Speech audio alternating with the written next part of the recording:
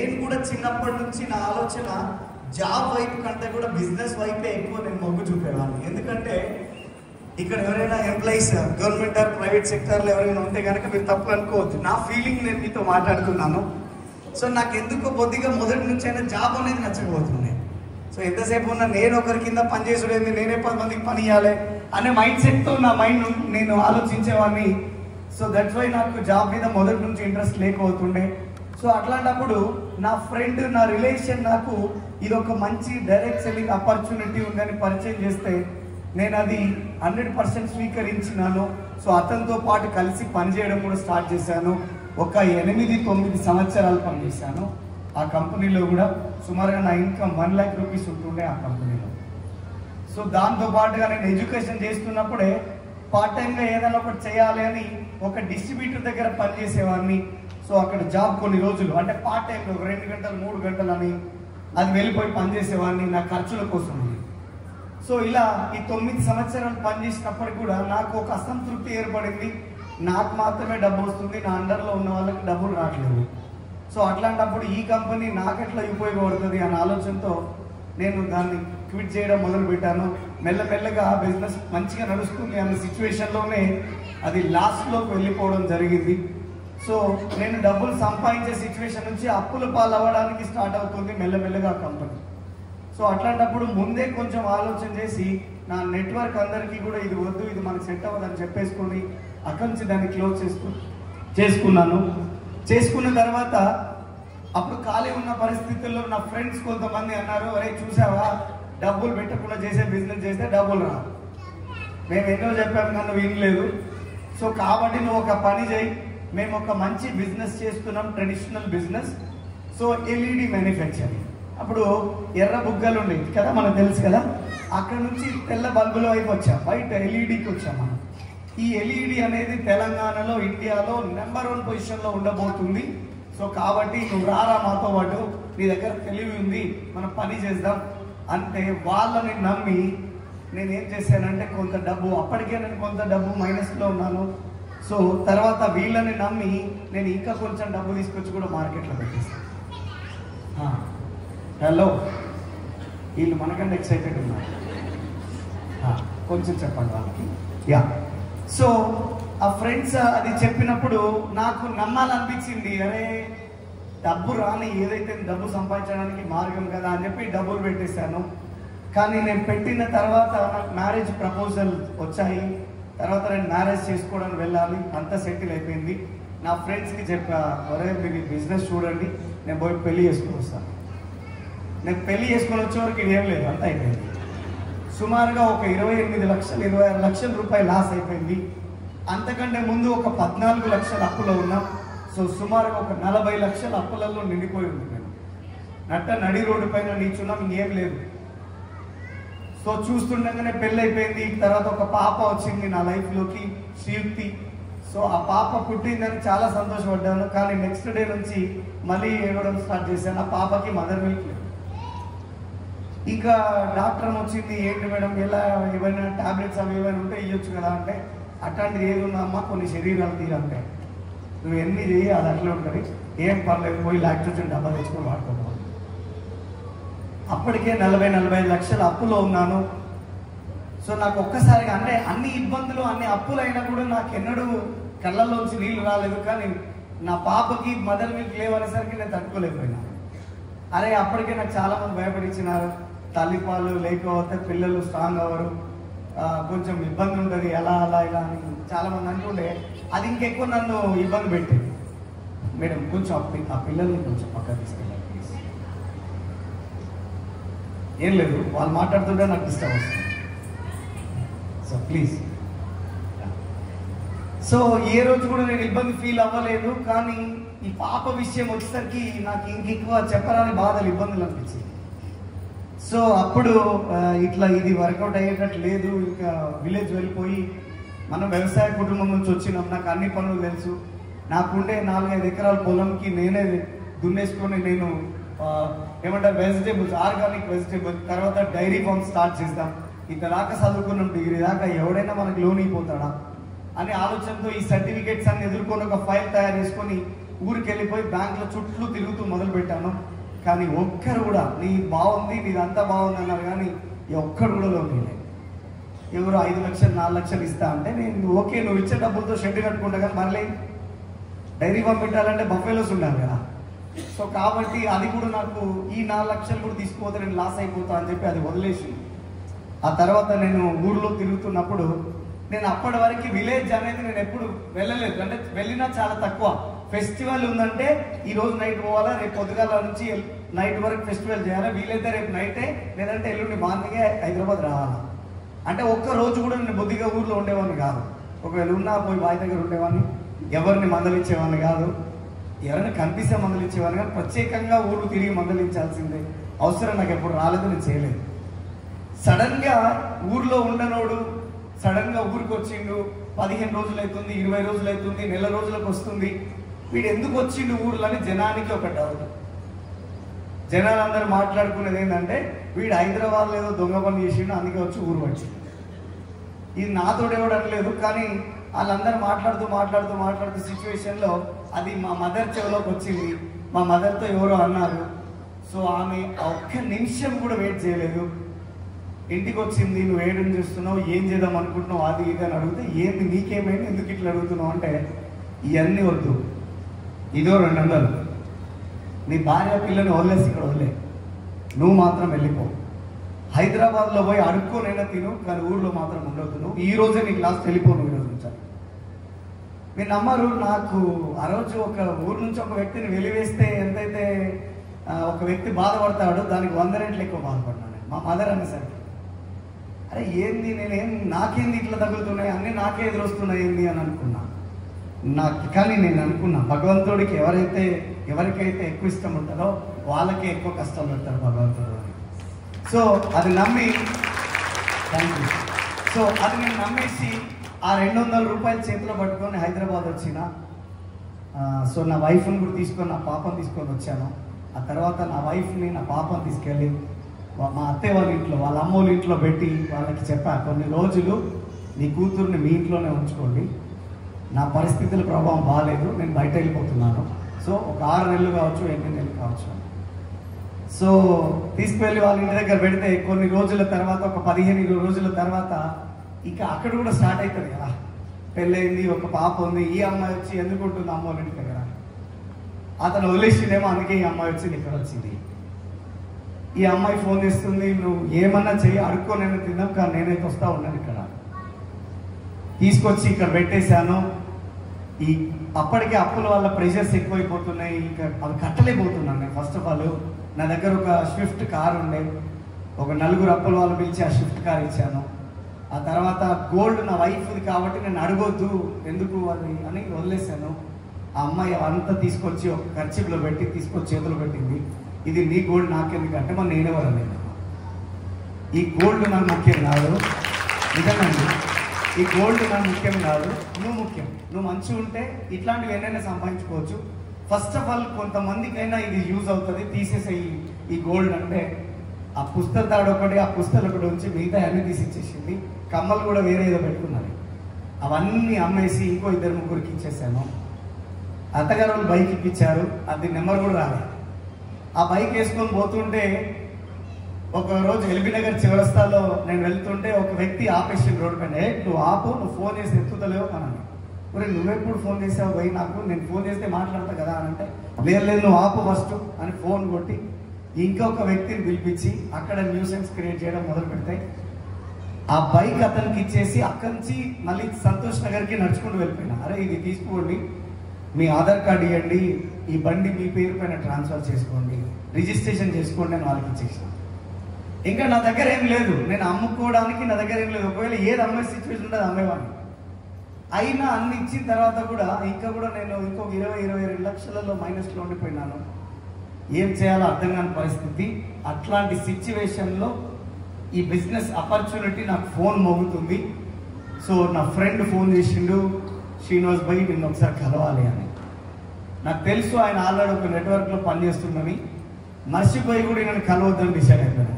ఎందుకంటే నాకున్న తలలోపులు నాకున్నాయి, నువ్వు వచ్చి ఇప్పుడు 0 ఇన్వెస్ట్మెంట్ బిజినెస్ ఆపర్చునిటీ అంటే ఈయన ఓపిక నాకు లేదు. నేను ఆల్రెడీ ఒక దాంట్లో ఉన్నా, అప్పులలో ఉన్నాను, నెత్తిన ఓ పెద్ద భారం పెట్టుకుని తిరుగుతాను. నేను బిజీ ఉన్నా, నా దగ్గర బిజినెస్ వద్దు, నేను అప్పుల పాలైనా, నాకు ఈ బిజినెస్ సూట్ కాదు అని నా మైండ్లో ఫిక్స్ అయిపోయినా. అట్లాంటి సిచ్యువేషన్లో నాకు ఈ ఆపర్చునిటీ గురించి చెప్తుంటే ఈయన ఇంకా ఎక్కువ సతాయిస్తున్నాడు కదా అని బ్లాక్ లిస్ట్లో పెట్టేసిన నెంబర్. మీ అందరికి ఆల్రెడీ కొంతమంది తెలుసు. ఆ తర్వాత నేను ఫోన్ బ్రేక్ అయిపోయింది, తర్వాత సిమ్ చేంజ్ చేసుకొని వేరే మొబైల్లో వేసుకున్నప్పుడు అది అన్బ్లాక్ అయిపోయి ఆ వ్యక్తికి ఇదే ఆపర్చునిటీ ద్వారా 40,000 ప్లస్ ఇన్కమ్ వచ్చింది చూసి, ఇంకా నువ్వు మారవా, జనాన్ని మోసం చేస్తావా అని ఫోన్ చేసిన.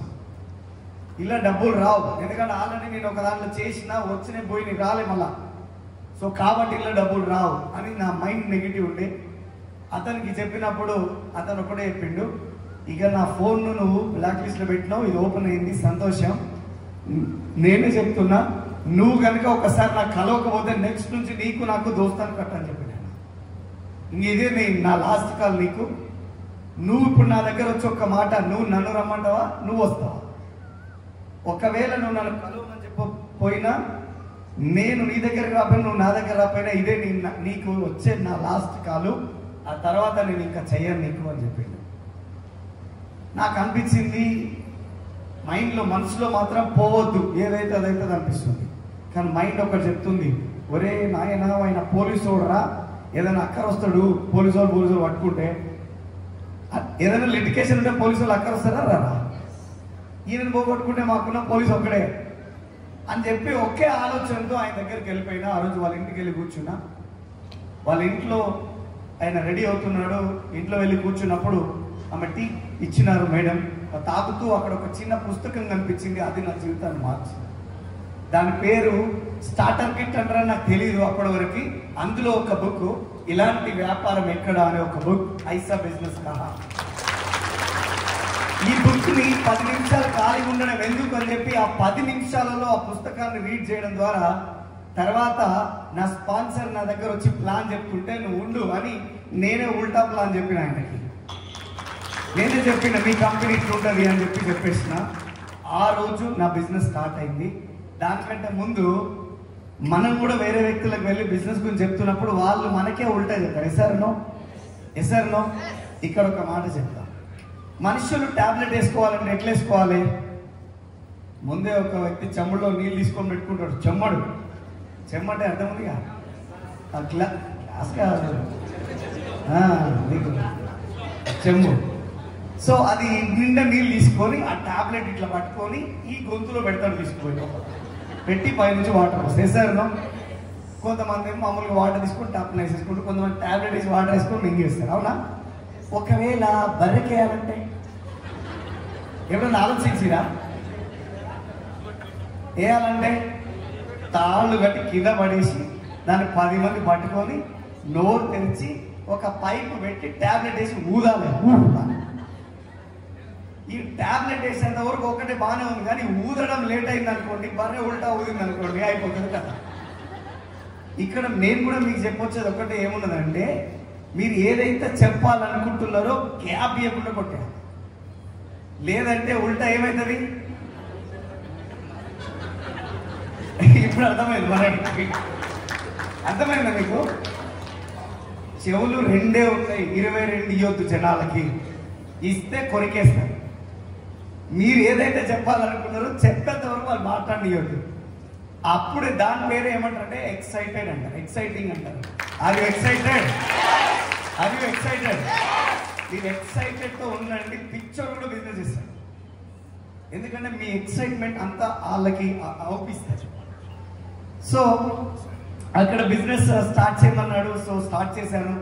ఏ కార్డు ఉంది? కార్డు అంటే నీకు ఏ కార్డు కావాలని అడిగినా, ఎందుకంటే లేని కార్డు లేదు మన కాడ. నీకు ఏ కార్డు కావాలని అడిగినాం, ఆధార్ కార్డు ఇవ్వండి, ఆధార్ కార్డు ఇచ్చినాం.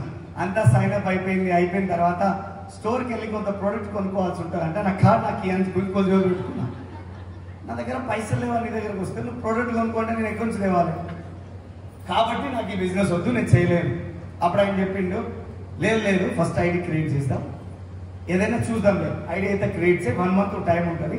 ఆ లోపు నువ్వు ఎప్పుడైనా ప్రోడక్ట్ పర్చేస్ చేసుకోవచ్చు అంటే అప్పుడు మళ్ళీ కార్డు తీసి జాయిన్ చేయండి అంటే జాయిన్ చేసిన తర్వాత వెళ్ళిపోతుంటే అప్పటికి జనాలందరికీ ఏముంటుందంటే అప్పటికే నేను పెద్ద డ్రీమర్ని, నాకు మా ఇంట్లో గోడల పైన పెద్ద పెద్ద ఇల్లు ఫోటోలు, రోల్స్ రాయిస్ కార్లు, బెంచ్లు ఇవన్నీ ఉండేటివి.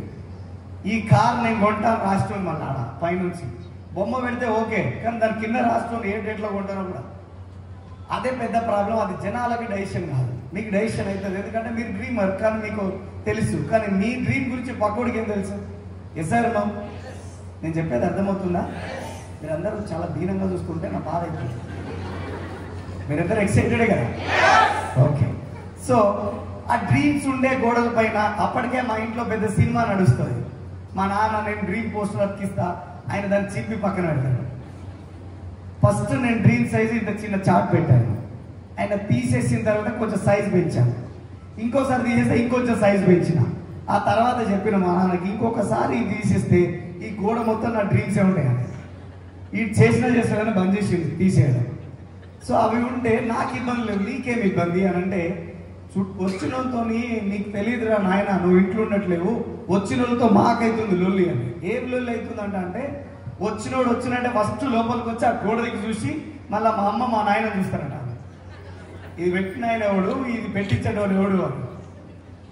వాళ్ళు చూస్తే మా తల తీసేసినట్టు అవుతుందిరా మా అయ్య, ఇది లేకుండా చేసుకోరా, ఏమైనా చేసుకుంటే లేదు, ఛాన్సే లేదు, నా డ్రీమ్స్ అది. ఎవడైనా అంటే నన్ను నేను అనిపించుకోవద్దు, నన్ను నువ్వు వదిలే అని చెప్పిన. సో అలానే అదే డ్రీమ్ చార్ట్ అట్లానే కంటిన్యూ అయిపోయింది. సో ఆ తర్వాత ఈ బిజినెస్ స్టార్ట్ చేశాను. ఫంక్షన్స్కి వెళ్తే నా గురించే టాపిక్ ఏముంటుందంటే, వాడు ఎందుకు ఎక్కరాడు, ఏమి పనికి యూజ్ అవ్వడు, కానీ గప్పాలు మాత్రం కొడతాడు. బెంచ్ కొంటా, హెలికాప్టర్ కొంటా, విల్లా కొంటా, నేను మా అమ్మకి గాజులే చేపిస్తా, ఇవన్నీ మాత్రం ఇంట్లో రాసుకుంటాడు. గదొక్కటి చూపించి వాళ్ళ అమ్మని వాళ్ళ నాన్నని పిచ్చోళ్ళని చేసి తిండి తిని వాళ్ళ పైసలు ఎత్తుకపోయి రోడ్డు మీద తిరుగుతాడు. శ్రీనివాస్ బర్త్డే మానం అంటే ఇప్పుడు వేరు, అప్పుడు వేరు. అప్పుడు కూడా మనమే హాట్ టాపిక్, ఇప్పుడు కూడా మనమే హాట్ టాపిక్, అది వేరే విషయం అనుకో. సో కానీ ఇది అసలు ఈ కథ అన్నట్టు. ఫంక్షన్కి వెళ్ళేటప్పుడు ముందు వెళ్తుంటే బాగున్నారా సీను అంటే, బాగానే ఉన్నానా, అంత బాగానా అని అంటే, అంత బాగారా అంటుండే. సరే మనం వెళ్ళిపోయి, వీడేనా నేను ఇంతసేపు చెప్పినప్పుడు, పరిచయాలు ఏం లేవు, వీడే అని చెప్తుండే. అంటే ఇది నా పొజిషన్ అంటే మీరు అర్థం చేసుకోండి.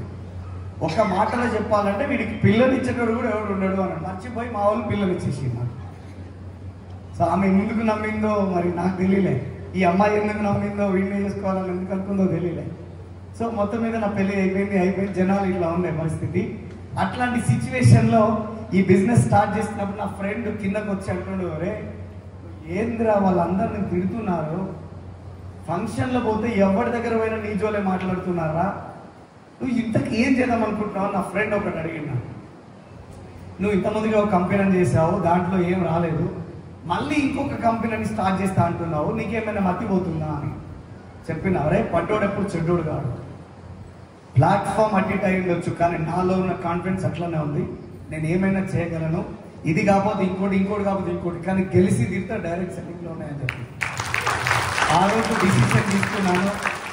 వాడు ఏమనుకున్నాడో తెలియలే, ఇదో నా దగ్గర ఒక క్రెడిట్ కార్డు ఉంది, 10,000 లిమిట్ వచ్చింది, ఆ పాస్వర్డ్ ఏదో నువ్వే క్రియేట్ చేసుకొని వాడుకోపోరా, నేను కట్టుకుంటా, నువ్వు అప్పుడన్నా బాగోడరా అని చెప్పి ఆ కార్డు ఇచ్చింది నాకు. అమ్మా నేను దేవుడికి, తల్లిదండ్రులకి, వాడికి థ్యాంక్స్ చెప్పిన.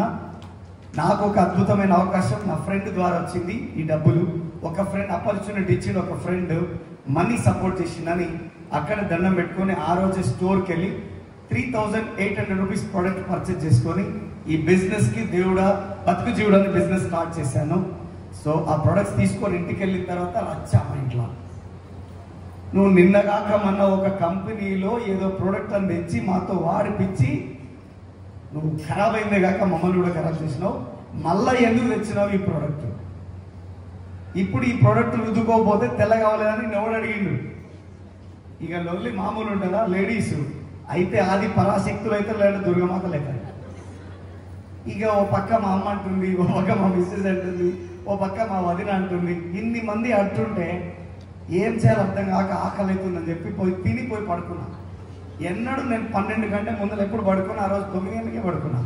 వీళ్ళ టార్చర్ తట్టుకోలేక వీళ్ళందరూ పడుకున్న తర్వాత ఆ ప్రొడక్ట్స్ అన్ని తీసి కాటన్ డబ్బాలు పెట్టి అటిక పైన పెట్టి వెస్టీజ్ ప్రొడక్ట్స్ తీసి మొత్తం ఇల్లంతా వచ్చిన. ఈ పేస్ట్ దొరకకపోతే ఏం వాడతావు? నీ బ్రష్ దొరకకపోతే ఏం వాడతావు? కొత్త బ్రష్ ఉందా, ఏం వాడతావు? ఇప్పుడు నాతో ఆర్గ్యూ చేస్తారా? రేపు పొద్దుగాల 9 గంటల దాకా లేవాలని చెప్పండి. ప్రొడక్ట్స్ అన్ని ఇంట్లో పెట్టిపోయి పడుకుంటే రేపు పొద్దుగాల 9 గంటల వరకు లేవలే. చూసిర్రు, లేస్తే అడుగుదామని చూసిర్రు, నేను లేవలేదు. మనం దొంగ నిద్రలో ఉన్నాం. ఎందుకు అడుగుతారు? వాళ్ళ ప్రోడక్ట్ వాళ్ళు మొదలు పెట్టినారు. ఒకరోజు వాడారు, 2 రోజు వాడారు, 3వ రోజు వాడారు, 4వ రోజు మాట్లాడుకుంటున్నారు సిస్టర్స్, ఈ ప్రొడక్ట్స్ చాలా బాగున్నట్టున్నాయి. మనం ఇన్ని ప్రొడక్ట్స్ వాడినాం కదా, దానికంటే ఇదే బాగున్నాయి. సో అది నేను పక్క నుంచి విన్నాను, నాకు అనిపించింది, నా ఫ్యామిలీకి నచ్చింది అంటే ఎవరికైనా నచ్చుతాయి. నా ఒక్కడికి నచ్చిందంటే ప్రాబ్లం, నా కుటుంబం మొత్తం నచ్చిందంటే నచ్చుతాయా లేదు ఎవరికైనా? నా ఫస్ట్ చెకింగ్ అక్కడ అయిపోయింది. Okay, done. ఇప్పుడు మార్కెట్లో వెళ్దాం అనే లోపు ఫోన్లో నాకు ఒక అద్భుతమైన కాల్ వచ్చింది. మా గ్రేట్ అప్లైన్, నా గ్రేట్ స్పాన్సర్, నా బ్రదర్, నాకు దేవుడు ఇచ్చిన బ్రదర్. సో నా అప్లైన్, నా మెంటర్ పురుషోత్తం దాసు గారు అండ్ పూర్ణిమ గారు. సో వారి ద్వారా నేను ఈ బిజినెస్లోకి రావడం జరిగింది. సో ఆయన నుంచి నాకు కాల్ వచ్చింది, శ్రీనివాస్ చెక్ వచ్చింది చూసుకోవాలి. నేను అనుకున్నా వెరీ మచ్. ఏంటి అనుకుంటా, మనం చేసిందే లేదు, పైసలు వస్తాయి తెలీదా మనకి? సరే, ఆయన ఏదో ఎక్సైటింగ్లో చెప్పాడు కాబట్టి ఓపెన్ చేసి చూస్తే 164 రూపాయల చెక్ ఉంది నా దగ్గర. ఈ చెక్ని ఎట్లా చేయాలా, జనాలు నా మీద ఎట్లా ఉందో జనాలు తెలుసుకోవాలనుకొని ఆ చెక్ తీసి my first month check I'm full excited అని చెప్పి స్టేటస్లో పెట్టేసి ఏమనగా.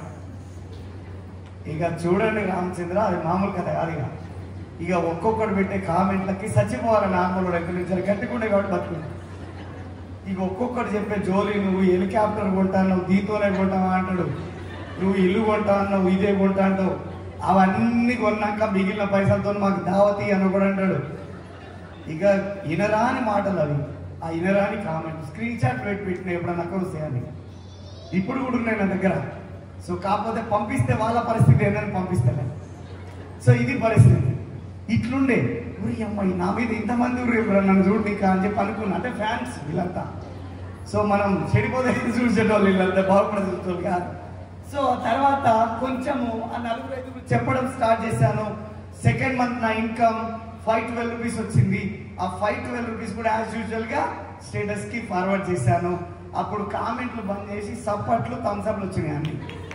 ఓ నీ కర్మ, సప్పట్లు కొడుతున్నారు వాళ్ళు కూడా అంతే, నీ కర్మ పో అని మారవని. సో 3వ నెల ఈ బిజినెస్, 2 నెలలు నాకు ఈ బిజినెస్ ఎట్లా చేయాలో అర్థం కాలేదు. నా అప్లైన్ని నేను మీటింగ్స్కి అటెండ్ అయ్యి నేను ఇవన్నీ తెలుసుకున్నాను ఎట్లా చేయాలి బిజినెస్ అని. ఆ 2 నెలల టైంలో తెలుసుకొని 3వ నెల బిజినెస్ స్ట్రాంగ్గా బిజినెస్ బిల్డ్ చేయడం మొదలు పెట్టాను. నా 3వ నెల బ్రాంచ్ డైరెక్టర్ కంప్లీట్ చేశాను. 17,900 రూపీస్ ఇన్కమ్ తీసుకున్నాను. సో మీరు ఇంత క్లాస్ తీసుకున్నారు కదా, మళ్ళీ ఏం చేశాను తెలుసా, ఆ స్క్రీన్ షాట్ తీసి స్టేటస్లో పెట్టాను. ఒక్కడంటే ఒక్కడు సపోర్ట్లు కొట్టి థమ్స్అప్ పెట్టే కనీసం చూడలేదు, చూసి వదిలినారు కానీ ఎవడు ఏం చెప్పలేదు. నా 4th మంత్ ఇన్కమ్ వెస్టీజ్ నుంచి 21,000, నా 5th మంత్ ఇన్కమ్ 29,000, నా 6th మంత్ ఇన్కమ్ లేదు, కరోనా వచ్చింది, కథమైంది. 200-300 మందిని జాయిన్ చేసుకున్న వ్యక్తిని కరోనాతో కథం, జనాలంతా వెళ్ళిపోయినారు. ఫోన్ చేసి మామ సబ్బు పేస్ట్ అంటే, ఒరే నాయన నువ్వు ఫస్ట్ అడగాల్సింది దీనికంటే ముందు ఇంకొకటి ఉంది అంటాడు. ఏంటిరా అంటే, హలో అన్నాక నువ్వు బతికే ఉన్నావా అని అడుగు. బతికే ఉన్నా అంటే అప్పుడు చెప్పు పేస్ట్ కావాలన్నా సబ్బు కావాలన్నా. సస్తుర్రా ఓ పక్క నుంచి అంటే బిజినెస్ అంటారు వాళ్ళు. నాకు అర్థమైంది, నా టీం అంతా కొలాప్స్. హైదరాబాద్లో ఉన్నాము, తిండి లేదు, తిప్పలు లేదు. నేను పాల డబ్బా వీడిని అడిగి కొనుక్కోవాలా. నేను నెలకు 70,000-80,000 రూపాయలు వడ్డీలు కట్టడానికి సరిపోతుండే. 60,000 వస్తాయి, 70,000 అమ్మడానికి లేవు. చేతికి పెళ్ళికి వచ్చిన ఉంగరాలు మొత్తము మా పాప పాల డబ్బాలకే కొనేసిన. తీసుకుపోవడం, గోల్డ్ షాప్లో అమ్మేయడం, ఆ డబ్బు తీసుకొస్తే ఎన్ని పాల డబ్బులతో తీసుకుపోయి ఇంట్లో పెట్టడం. అది నా పొజిషన్. అప్పటికి కరోనా వచ్చింది, ఇంట్లోంచి బయటకు వెళ్ళలేని పరిస్థితి. వెస్టీజ్లో ఇప్పుడే డెవలప్ అవుతున్నా, బాగుపడుతున్నా అన్న సిచ్యువేషను. ఏం చేయాలో అర్థం కాలేదు, ఇంకా బతకలేకపోతున్నాము. ఫ్యామిలీ అంతా ఎత్తుకొని ఊరికి వెళ్ళిపోయినా. ఎట్లా తిప్పలు పడి మధ్యరాత్రులు ఒక వెహికల్ వెళ్తుండే, ఆ వెహికల్లో పడి మా ఇంటికి వెళ్తే మా మదర్ ఇలా మా అందరిని చూసి, అక్కడ కూడా ఏం లేదు, కాళ్ళకి కడియాలు ఉంటాయి చూసారా, ఆ కడియాలు, చేతికి లక్ష్మీదేవి ఉంగరం ఉంటే ఈ 2 తీసుకుపోయి అమ్మేసి ఆ వచ్చిన డబ్బులతో ఫస్ట్ కరోనాలో తిన్నాం.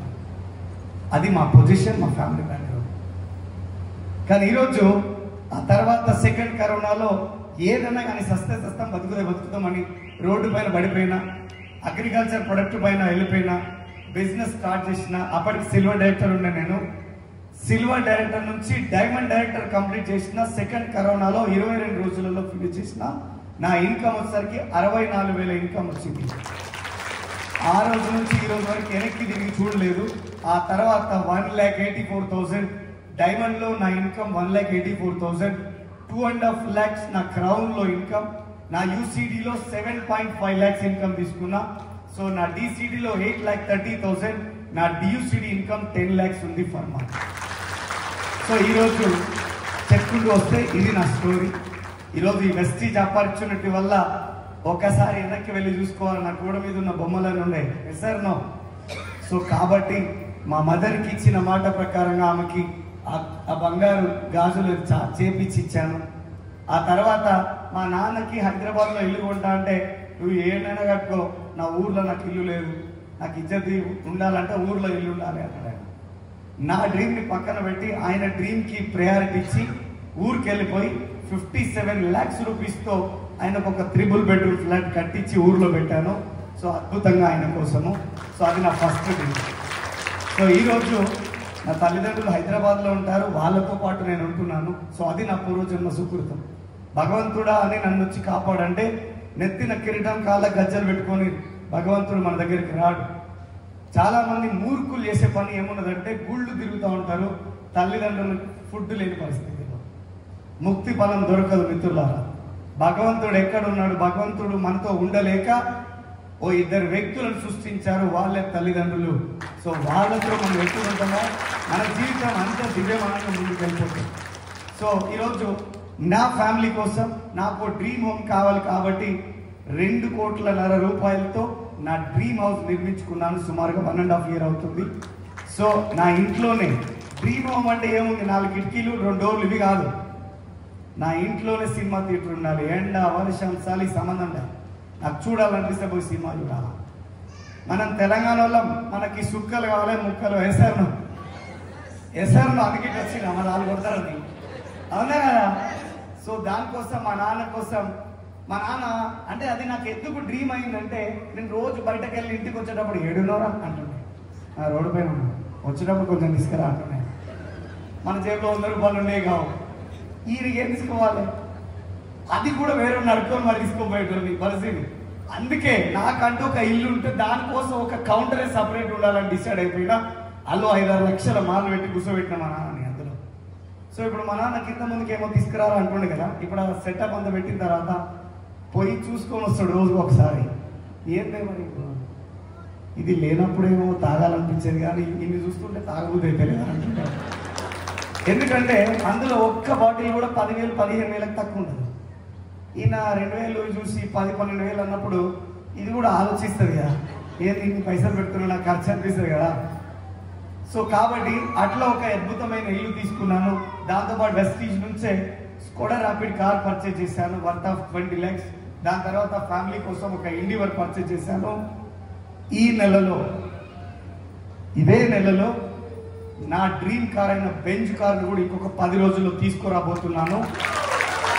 ఇదే FRU మీటింగ్లో సెకండ్ FRU ఎంతమంది వస్తారు? ఇక్కడ నుంచి ఎంతమంది వస్తారు? చేతులు వేస్తలేవు, అదే వచ్చింది. పాడుగానే ఎండాకాలం అయిపోయింది. సెకండ్ FRUలో నా బెంచ్ని మీరు చూస్తారు ఆ మీటింగ్లో. Are you ready? సో ఒకసారి ఆలోచించండి. ఇంకా జీవితంలో ఇంతకంటే ఘోరమైన లైఫ్ స్టైల్ లేదనుకునే సిచ్యువేషన్ నుంచి ఈరోజు ఇక్కడ దాకా వచ్చాను. ఇది నాతోనే అవుతుందా? మీతో కూడా అవుతుందా? నాకు చెవులు వినబడవు, కళ్ళు కనబడవు. హలో, మీతోనవుతుందా? నాతో ఒక్కరితోనే అవుతుందా? ఇక మనోళ్ళు చెప్తలేరు. నాతోనే అవుతుందా? మీతో కూడా అవుతుందా? ఎంతమంది అవమానించబడడానికి రెడీ ఉన్నారు? ఎంతమంది ఇబ్బంది పడడానికి రెడీ ఉన్నారు? ఎంతమంది కష్టపడడానికి రెడీ ఉన్నారు? Hello, hello, are you ready? Are you ready? ఒకసారి అందరి చేతులు దించండి. నో అనండి. చాలా మంది అనుకుంటారు ఏమనంటే, నేను పోయి ప్లాన్ చెప్తే వాడు నో అంటాడా? ఎన్ని గుండెలానికి? అందుకే నేను ఈ బిజినెస్ చేయను మిత్రమా, ప్లీజ్ నన్ను నువ్వు డిస్టర్బ్ చేయ. నువ్వేమన్నా అమెరికానా? ఎందుకు నో అంటే ఏదేముంది? ఏదో ఒకసారి నో అనండి. ఇంత చిన్న పెద్దగా ఇంకొకసారి ఈ టైర్న కదిలిందా? మరి ఏమవుతుంది నో అంటే ఒక వ్యక్తి? దానికి ఎందుకు మనం అంతా కుదించి పోవడం ఏంటి? ఏం చెప్తే వాడు నో అని ఎందుకు? అది ఏం మన కిరీటం కింద పడిందా? వాడు కావాలి ఇంకోడు కాబట్టి ఇంకోడు. Sir no. లోకం కొట్టు పోయిందా? శంకరపల్లి కొట్టు పోయిందా?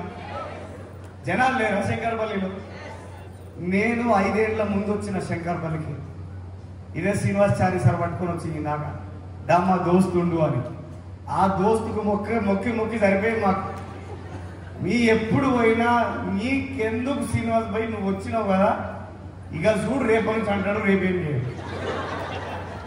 మళ్ళా చారి సార్ ఫోన్ చేస్తాడు, జర పోయింది శంకరపల్లి. ఏం దోస్తురా నాయన నీ దోస్తు సార్ కూడా, నువ్వు న్యాయపడబడ్డావు ఏంది కదా అని చెప్పి మళ్ళీ వచ్చేటోళ్ళు బండి వేసుకొని వచ్చేటోళ్ళు 2 వీలర్. మళ్ళా వస్తే మీరు వచ్చిర్రు ఇంటికి ఛాయ్ తాగమ్మా, ఛాయ్ తాగి మళ్ళీ జోలి అంతా అయిపోయినాక ఇంకా రేపు నుంచి చూడు మళ్ళీ రేపు నుంచి ఎట్టా కీలకు కష్టపడి ఈ పోయిన నెలలో క్రౌన్ డైరెక్టర్ కంప్లీట్ చేసిండు. దానికోసం వచ్చింది. సో నా బిజినెస్ లో చాలా మంది లీడర్స్ ఉన్నారు. ఒక లేడీ ఉన్నది, వాళ్ళ హస్బెండ్ పేస్ట్ ఇచ్చినాం. మా పరిచయం అయింది, మా చుట్టం పక్కం కాదు. కూరగాయలు కొని పేస్ట్ ఇచ్చి ఆ పేస్ట్ వాడి పండ్ల నొప్పులు తగ్గితే వాళ్ళ మిస్సెస్ కి ఇంటికాడ చెప్తే బిజినెస్ స్టార్ట్ చేస్తే ఈ రోజు 5.5 లక్షలు సంపాదిస్తుంది సంధ్య పోషపోయి.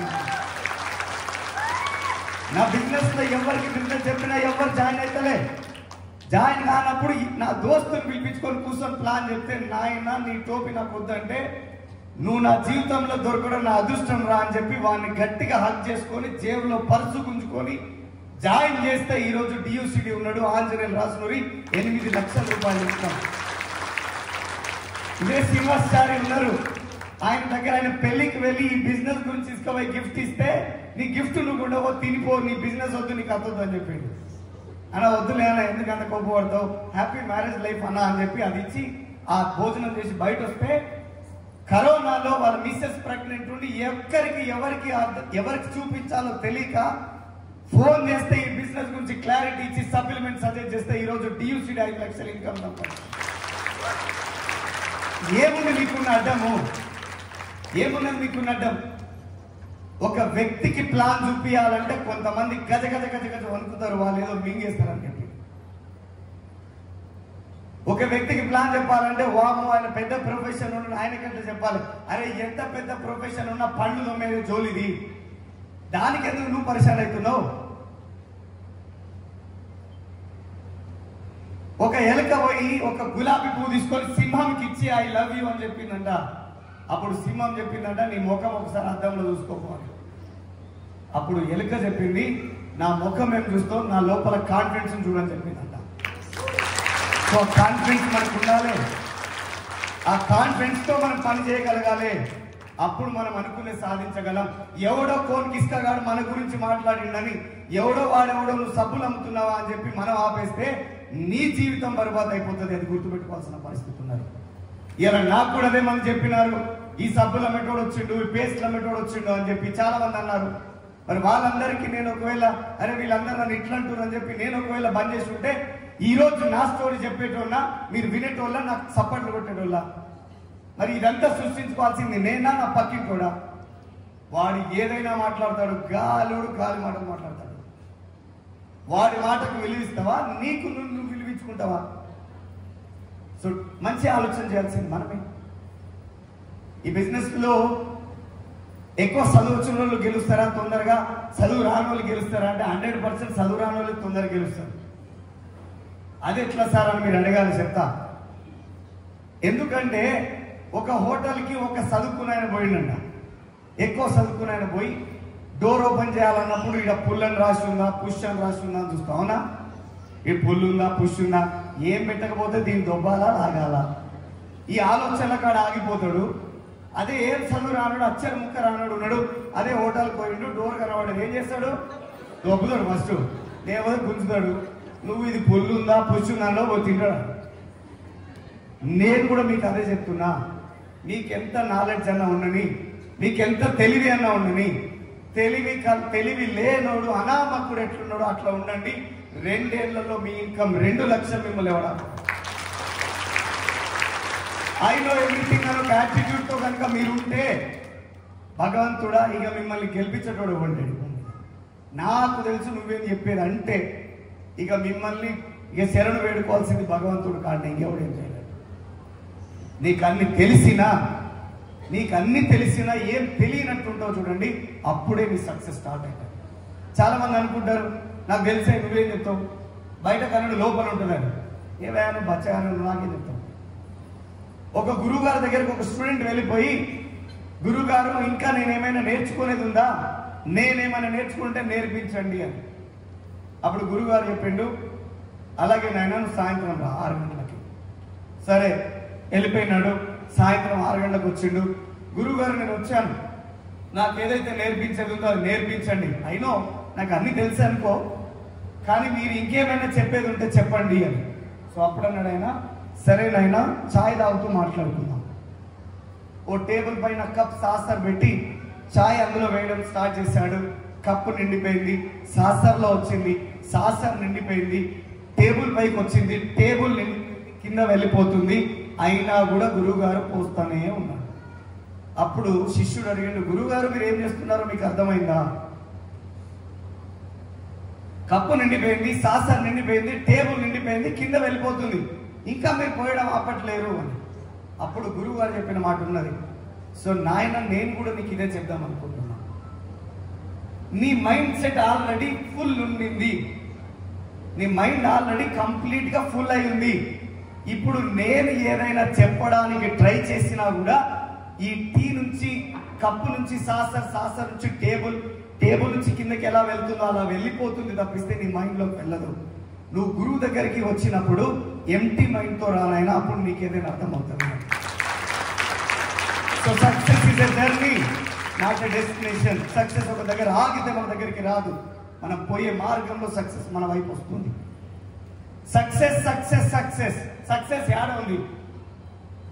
సక్సెస్ ఏడుంది? ఏడపోయి వెతకాలే. నువ్వు చేసే పనిలో ఉంది, నువ్వు పెట్టే ఎఫర్ట్లో ఉంది, నువ్వు పెట్టే టైంలో ఉంది నీ సక్సెస్.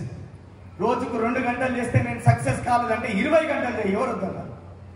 ఎవరి సక్సెస్ కోసం పనిచేస్తా ఉన్నా? నా సక్సెస్ కోసం నేను పనిచేస్తా ఉన్నా, నీ సక్సెస్ కోసం నువ్వు పనిచేస్తా ఉన్నావు. అట్లాంటప్పుడు ఇంకా ఎవరితో అడిగే పని ఏమున్నది? నువ్వు ఏదైనా చేయగలగచ్చు, నువ్వు ఎంత దాకైనా పోగలగచ్చు, నువ్వు ఎంత అయినా గెలవచ్చు. ఈ గెలవాలంటే పని చేయాల్సింది ఎవరు? హలో, ఎవరు? బెంచ్ తీసుకోవాల్సింది ఎవరు? డియూసీడీ అవ్వాల్సింది ఎవరు? డబ్బులు సంపాదించుకోవాల్సింది ఎవరు? కష్టం వస్తే తట్టుకోవాల్సింది ఎవరు? అది మాత్రం నేను కాదు సార్, పక్కోడు అంటే కాదు. భగవంతుడికి ఎవరికైతే ఇష్టం ఉందో వారికే కష్టాలు వస్తాయి. మనం కూడా ఏం చేస్తాం తెలుసా? సాయిబాబా గుడికి, వెంకటేశ్వర గుడికి, ఆ గుడి, ఈ గుడి, మనం ఏమంటారు మసీదుకి, చర్చికి పోయి నాకే ఎందుకు ఇచ్చిన దేవుడా ఇన్ని కష్టాలు, మా పక్కింటోనికి ఇస్తే ఏమైంది, వాడు నేను ప్లాన్ చెప్తే ఇట్లే వానికని ఇవ్వబోతుంది, వీరికని ఇవ్వబోతుంది, నాకెందుకు ఇచ్చినావు, నా మీద ఎందుకు పడ్డావు, నేనంటే ఎందుకు నీకు ఇంత, అది నువ్వు కనికరమే లేకపోయా నీకు నా మీద, ఇవన్నీ మాట్లాడతావు. ఎస్ సార్ అన్నావు. కానీ నేనేం ఒకటో తెలుసా? భగవంతుడా నువ్వు ఎన్ని కష్టాలు ఇస్తావు పోయి ఆ కష్టాన్ని తట్టుకునే శక్తిని కూడా నాకు అట్లనే నేను పని చేస్తాను. ఇంతమంది ప్లాన్ చెప్పనికపోతున్నారు, కనీసం ఒక వ్యక్తికి ప్లాన్ చెప్పేటప్పుడు భగవంతునికి మనసులో దండం పెట్టుకున్నారా? దండమా ఇంకేమన్నా? ఆగో ఈ పెద్ద ఆయన అంటున్నాడు. నేను అదే పని చేసేవాడిని. ఏ ఇంట్లోకి నేను అడుగు పెట్టడానికి వెళ్ళినా నేను మొదట దేవుడు దండం పెట్టాను. దేవుడా నేను ఈ ఇంట్లో వెళ్తున్నా, నేను చెప్పే ప్లాన్ వీళ్ళకి అర్థం కావాలి, నెలకు వీళ్ళ అకౌంట్లో నెలకు ఒక 50,000 వెస్టీజ్ నుంచి రావాలి, వీళ్ళు బాగుపడాలి, వీళ్ళు కారు కొనుక్కొని వీళ్ళు తిరగాలి. సో అట్లా నువ్వు వీళ్ళని బ్లెస్ అయ్యి నా ప్రయత్నం నేను చేసి వస్తుంది అక్కడ అని చెప్పి వెళ్ళిపోయాను. ఆ దేవుడు నెగిటివ్ రాలేదు. నాకు ఏ రోజు నెగిటివ్ రాలేదు. సార్ చెప్పిన ప్లాన్లన్నీ ఊకో సార్, నువ్వు గమ్ముతున్నావు, చెప్పిన ప్లాన్లన్నీ సక్సెస్ అయితే ఏంటి? ఒక్కడన్నా నెగిటివ్ కూడా, ఒక్కడన్నా నో అనడా? నో అంటాడు, కానీ నో అనటం నేను ఎప్పుడు పట్టించుకోలేదు. మీరు పట్టించుకుంటాడు, ఆగిపోతాడు, ఆగిపోండి, నా సమయం పోయింది. నేను పట్టించుకోలే. నాకెవరు నో చెప్తే నో చెప్పేది వినబడలే, ఎస్ చెప్పేది ఒకటే వినబడేది.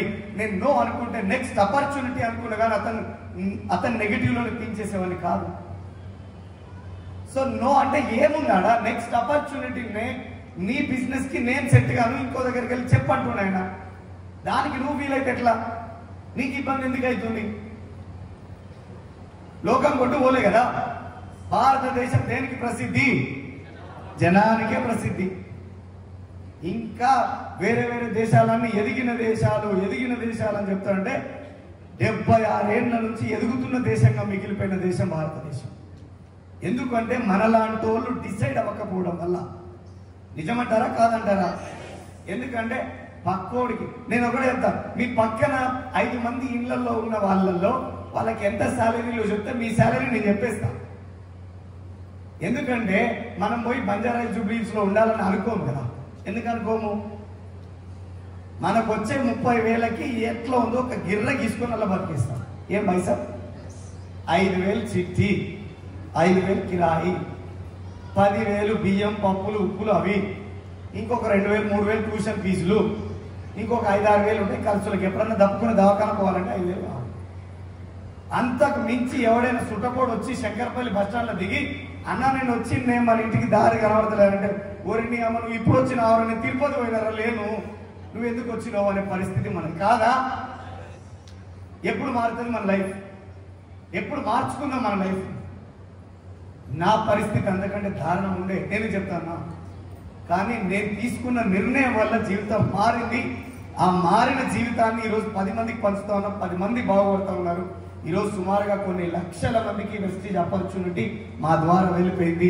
అందులో కొన్ని వందల వేల మంది ఇన్కమ్ తీసుకుంటా ఉన్నారు, కొన్ని వందల కుటుంబాలు బాగుపడినాయి. సో అది నాకు సక్సెస్ కాదా? Yes or no? సో ఒక్కటే చెప్తా మిత్రులారా, ఒక్కటే చెప్తా. మీ అందరికి ఒక చిన్న స్టోరీ చెప్పి నేను వెళ్ళిపోతా. ఏదైనా గుర్తుపెట్టుకోండి, మీ జీవితంలో మీరు ఉన్న స్థానంలో వెళ్ళాలంటే మీ కర్మ ఫలం బాగుండాలి. మీరు ఇక్కడ చూడాలి, మీలో మీరు మాట్లాడుకుంటుంటే నేను చెప్పేది ఎవరికి? మేడం ఇక్కడ చూడండి, ఈరోజు ఇంకొక 10 నిమిషాలే ఉంటా. Yes or no? ఇంకా ఎవరో మాట్లాడుతూనే ఉన్నారు. ఆపేశారా? మాట్లాడతారా? మీరు ఈ మీటింగ్ అయిపోయిన తర్వాత మీరు మాట్లాడుకునేదే ఉంటుంది. క్యారెట్లు, వంకాయలు, బీరకాయలు ఇవే. ఇంకా 10 నిమిషాలు అయిపోతుంది. ఇప్పుడు మాట్లాడద్దు. జీవితం మారాలా వద్దా? మారాలనా వద్దా? వీటికొచ్చి కూడా మీరు మాట్లాడుకుంటే జీవితం ఎలా మారుతుంది? మాడిపోతుంది అది. Yes or no? సో కర్మఫలం, మన జీవితంలో మనం బాగుండాలి అంటే మన కర్మఫలం బాగుండాలి. Yes or no? అసలు కర్మఫలం అంటే ఏంటిది? సార్ నేను మస్తు చెప్పిన సార్, వాడికి నెత్తి కొట్టుకొని చెప్పిన, వాడు అయినా బిజినెస్లో రాకపోయా సార్, నా ఇన్కమ్ ₹1,00,000, వాడు మాత్రం రాకపోయా అనిపిస్తుంది ఎవరికైనా? నా ఇన్కమ్ 20,000 వచ్చింది, ఆమెకి ఎన్నిసార్లు చెప్పినా రాలే, ఫోనే ఎత్తదు, అసలు ఎప్పుడు జోలే పెడుతుంది, మన బిజినెస్ అంటే పట్టించుకోదు, చేస్తా ఉంటుంది కానీ చేయదు. మీకు అనిపిస్తున్నాయా ఈ మాటలు? మీకు వినిపిస్తున్నాయా? అది ఎందుకు అవుతుంది అంటే వాళ్ళ కర్మ ఫలం. అందుకే వాళ్ళు బిజినెస్లో రారు. మనతో పాటు ఉంటాడు, దోస్తాను, ఛాయ్ తాగుతాం, అది అంతా తిండి గిన్నె అన్నీ ఉంటాయి, కానీ బిజినెస్ మాత్రం చేయడు. ఏందిరా అంటే ఏం కాదు, ఒక్కడే చెప్పకరా, ఏదైనా చెప్పుకొని అంటాడు. ఉన్నారా వయసా దోస్తులు? ఇట్లాంటి వాళ్ళు ఉంటారు కదా. వాళ్ళు ఎందుకు వస్తలేరు అనుకుంటున్నావు? కర్మఫలం. ఏంది కర్మఫలం చెప్పిపోచేరా అంటే, ఒక భార్య భర్తలు ఉన్నారు, చాలా ధనికులు. సో వాళ్ళకి ఒక్కతే కూతురు ఉన్నది. చెప్పాలా వద్దా ఈ స్టోరీ? ఇంకా కూడా కొంతమంది మాట్లాడుతుంది, ఇన్ని చెప్పినాక కూడా వాళ్ళు మాట్లాడితే వీళ్ళు ఎవరు మాట్లాడుతుంది. సో ఒక భార్య భర్తలు ఉన్నారు, వారికి చాలా ఎక్కువ డబ్బు ఉంది, వాళ్ళకు ఒక్కతే కూతురు ఉంది. సో చాలా కష్టపడే తత్వం, కష్టపడి డబ్బులు సంపాదించుకున్నారు. సో కానీ నువ్వు ఎంత గారాబల కూతురైనా ఒక అయ్య చేతిలో పెట్టాల్సిందే కదా టైం వచ్చినప్పుడు.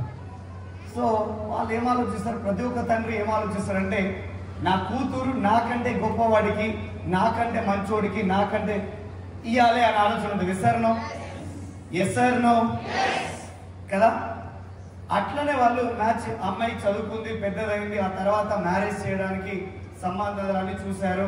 అలానే ఒక సంబంధం దొరికింది, వెళ్ళిపోయి ఆమెకి ఆయన పెళ్లి చేశారు ఆమెకి. సో పెళ్లి అయిపోయింది, అమ్మాయి వాళ్ళ ఇంటికి వెళ్ళిపోయిన తర్వాత సో 6 నెలలు అయిపోయింది, 1 ఇయర్ అయిపోయింది. సో వాళ్ళు చాలా హ్యాపీగా ఉన్నారు. కానీ సడన్ గా వాళ్ళ జీవితంలో ఒక పెద్ద లాస్ వచ్చి పడింది. వాళ్ళ ఆస్తులన్నీ కోల్పోవాల్సి వచ్చింది. ఎందుకు అంటే సపోజ్ వాళ్ళ ఏదైనా కథ కావచ్చు, సో ఏదైనా కావచ్చు, మొత్తం మీద వాళ్ళ ఆస్తులన్నీ జీరో అయిపోయినాయి. ఒక్క మాటలో చెప్పాలంటే నడి రోడ్డు పైన నిలబడే పరిస్థితి వచ్చేసింది.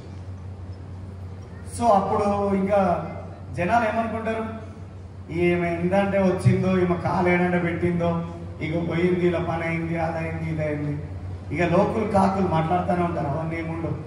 మన కర్మ మంచిగుంటే అన్ని మంచిగానే సాగుతాయి. సో వాళ్ళందరూ అట్లా అంటుండే. కానీ వాళ్ళ ఫ్యామిలీ మాత్రం ఏ రోజు కూడా ఆ అమ్మాయిని ఒక్క మాట అన్నోళ్ళు కాదు. లేదు నాన్న, నువ్వు వచ్చిన తర్వాత మాదేందో మాకు తెలిసింది, నువ్వెవరో ఏదో అంటున్నా, నువ్వు ఫీల్ అవ్వకు అని చెప్పి వాళ్ళు మంచిగా ఉన్నారు. అంతా అయిపోయిన తర్వాత వాళ్ళ అల్లుడు ఒకరోజు జాబ్ చేయాల్సిన పరిస్థితి. జాబ్ కోసమని జాబ్ వెతుకుంటూ వెళ్తుంటే వాళ్ళ మామయ్య వాళ్ళ ఇంటి పక్కనే అతనికి జాబ్ వచ్చేసింది. వెళ్ళిపోయి అతను అటెండ్ అయ్యి రావాలి. సో వచ్చిండు, అటెండ్ అయ్యిండు.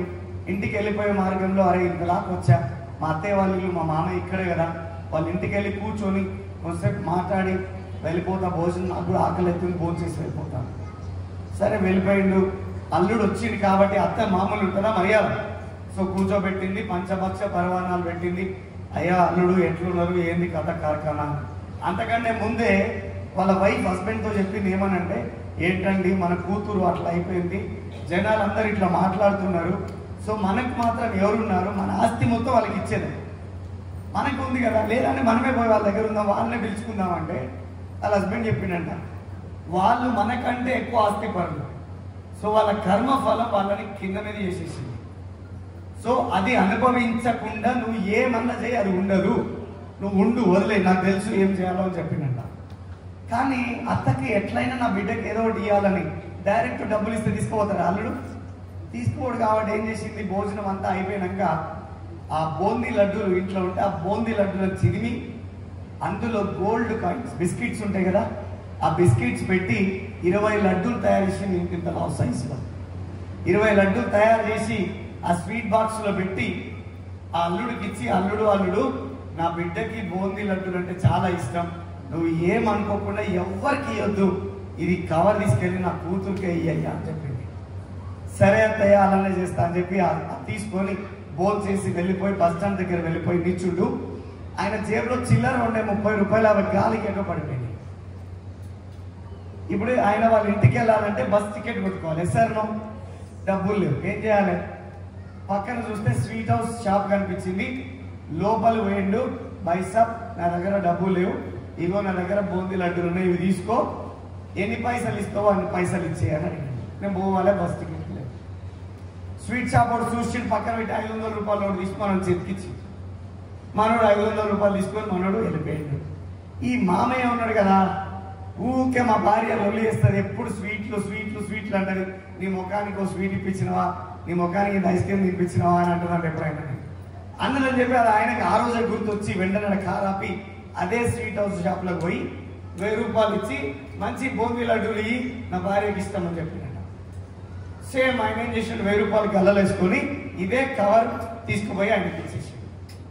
అదే కవర్ తీసుకొని ఆ ఇంట్లోకి వెళ్ళి, ఇదిగో అమ్మాయి ఎప్పుడు లడ్డూలు ఏం తెలియదంటే ఇగో లడ్డూలు అని చెప్పించిందట. ఈ కవర్ చూసేవరకు మా గుండె నొప్పి వచ్చినంత పని అయింది. ఏంది ఈ కవర్ నేను మా అల్లుడికి ఇచ్చి పంపించా, మళ్ళీ ఈయనేంది ఈ కవర్ తీసుకొని వచ్చిండు అని వెంటనే కవర్ లోపల తీసుకుపోయి లడ్డూలు చిరిమి చూస్తే అందులో గోల్డ్ బిస్కెట్స్ అలానే ఉన్నాయి. అప్పుడు వెంటనే వెళ్ళిపోయి ఆయన కాళ్ళ మీద పడిపోయి, అయ్యా నేను పొరపాటు జరిగింది అంటే, ఏం చేసావు అంటే, ఇందాక అల్లుడు వచ్చాడు ఇంటికి, భోజనం చేసిన తర్వాత ఎట్లయినా అల్లుడికి కొంత హెల్ప్ చేద్దామని మన దగ్గర ఉన్న కొన్ని గోల్డ్ కాయిన్స్ని ఈ లడ్డులలో పెట్టి అల్లుడికి ఇచ్చాను. పోయేటప్పుడు అల్లుడు తీసుకొని పోయింది, బాగానే ఉంది, కానీ వచ్చేటప్పుడు అదే కవర్ నువ్వు తీసుకొని వచ్చావు, నాకు అర్థం కాలేదు ఏం జరిగింది అని. అప్పుడు చెప్పిండు ఆయన, చూడమ్మాయి, దీన్నే కర్మఫలం అంటారు, దీన్నే కర్మఫలం అంటారు. నువ్వు ఎన్ని రకాలు చేయాలని చూసినా అది వాళ్ళ దగ్గరికి చెందదు. నువ్వు ఎంత మొత్తుకొని వాడు నెత్తి వలగొట్టుకున్నా వాడు జాయిన్ కాడు, వాడు రాడు, వాడిని ఇడిచిపెట్టు, వేరే పోయి చెప్పు. ఎస్ సార్ నో బైసా అయిపోయి తెలిసింది కదా మీకు. వాడి కర్మఫలం చక్కగా అయినాడు, వాడే వస్తాడు మీ దానికి. పోయి నన్ను బాగుపడుతురా ఎటన్నా ఇంకాట ఆధార్ కార్డా ఏ కార్డు కావాలన్నా వచ్చిందాక ఏమనకు, నీ పని నువ్వు చెయ్యి. అప్పుడు చెప్పిండు, చూడండి వాళ్ళ కర్మఫలం బాగాలేదు కాబట్టి నువ్వు పంపించిన వాళ్ళ దగ్గరికి వెళ్ళలే, కానీ నా కర్మఫలం బాగుంది, నువ్వు పంపించాలన్నా వస్తువులు నా దగ్గరికి వచ్చినాయి. అవునా కదా? సో దీన్నే కర్మఫలం అంటారు. అది ఎవరైనా తమ జీవితంలో అనుభవించక తప్పదు అని చెప్పేసి ఆయన ఆలోచన. అదే కర్మఫలం. సో అర్థమైందా మీకు? ఇవి జరిగేవి అన్ని నీ కర్మల ఫలితంగానే జరుగుతున్నాయి. దాన్ని పక్కన పెట్టండి, చేయాల్సిన పని గురించి ఆలోచించండి. మీరు కూడా డియూసిడిగా ఇక్కడ నిల్చుంటారు, మీరు కూడా డియూసిడి ఇక్కడ నుంచి పూలు జలిపించుకుంటారు, మీరు కూడా అక్కడ ఏమంటారు ముచ్చాల పందిర్లో మీరు బ్యాట్ కొట్టుకుని మిమ్మల్ని తీసుకుపోతారు. అది మీరందరూ నాకు కనబడుతున్నారు. మీకు కనబడుతుందా? మీకు కనబడుతుందా? Are you ready? ఎంతమంది టికెట్ బుక్ చేసుకోవడానికి రెడీ ఉన్నారు? సెకండ్ గ్రూప్, సెకండ్ ఎఫ్ఆర్యు అయిపోయింది కదా, వెరీ గ్రేట్. ఒకసారి give the big round of applause. ఇంకా ఎవరైనా టికెట్ బుక్ చేసుకోలేరు అంటే మీ కర్మ ఫలం ఏడ ఉందో చూసుకోండి. Yes sir no? నేను అనుకుంటున్నా ఈరోజు నైట్ మీకు నిద్ర రాదు టికెట్ బుక్ చేయని వాళ్ళకి. ఏందిరా వీళ్ళు లేనిపోందో చెప్పిపోయిండు, కూడా అప్పన వేరే టికెట్లను బుక్ చేయడం అనాలి, లేకపోతే మళ్ళీ నేను వచ్చినాక మీ మైండ్ ఇదే ఉంటుంది. Yes sir no? బుక్ చేద్దామా వదిలేద్దామా? బుక్ చేద్దాం ఖచ్చితంగా. సో సెకండ్ ఎఫ్ఆర్యూలో ఫస్ట్ ఎఫ్ఆర్యూ ఘన విజయంగా కంప్లీట్ చేశాం. రెండో ఎఫ్ఆర్యూకి మనం స్వాగతం ఇస్తున్నాం. చాలా కొత్త పిల్లలు, విన్నింగ్ టీం రికార్డు ఉంది. 76 డైమండ్లు ఉన్నాయి, 50 క్రౌన్లు ఉన్నాయి, యూసీడీలు ఉన్నాయి, సుమారుగా 20 యూసీడీలు ఉన్నాయి. తర్వాత మనకి 2 డీసీడీలు ఉన్నాయి, 2 డియూసీడీలు ఉన్నాయి. అది ఓన్లీ విన్నింగ్ టీంలోనే ఉన్నాయి. అది ఓన్లీ విన్నింగ్ టీంలోనే ఉన్నాయి. మనకు మర్యాద ఉందా లేదా? మనకు గౌరవం ఉన్నదా లేదా? ఈ గౌరవాన్ని పెంచుకోవాలంటే మీరు ఎఫ్ఆర్యూలో కనబడండి, మీ పిన్నును పెంచండి, మీ ఇన్కమ్ని పెంచండి, మీ లైఫ్ స్టైల్ని మార్చండి. సో మేము ఈగల్గా వెయిట్ చేస్తున్నాం మీ సక్సెస్ కోసం, మిమ్మల్ని గెలిపించడం కోసం. మా సాయశక్తులు ఎంతుందో మేము మీతో పాటు నడవడానికి రెడీ ఉన్నామని మీ అందరికి తెలియజేస్తూ, ఈ అవకాశాన్ని ఇచ్చిన మా upline Ashok sir and Lavanya madam గారికి, సో నా బ్రదర్ శ్రీనివాస్ చారి గారికి, సో నా సహా లీడర్స్ అందరికీ కూడా నేను ధన్యవాదాలు తెలియజేసుకో ఇంతతో నా సెషన్ని ముగించుకుంటున్నాను. సర్వైజన సూత్రభవంతు. ధన్యవాదాలు. Thank you.